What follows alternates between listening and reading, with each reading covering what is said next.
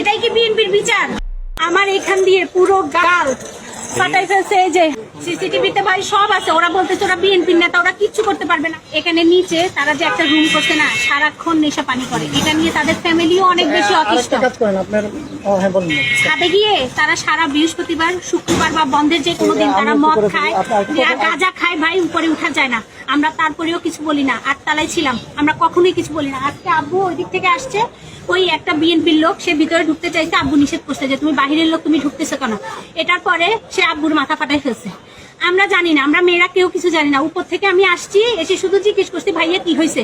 আমার এখান দিয়ে পুরো গাল ফাটাই ফেলছে। এই যে আমার বোন এবার এসএসসি পরীক্ষার্থী, ওরে মারতে মারতে ওর মোবাইল নিয়ে পুরো টাইম ওদিকে নিয়ে গেছে।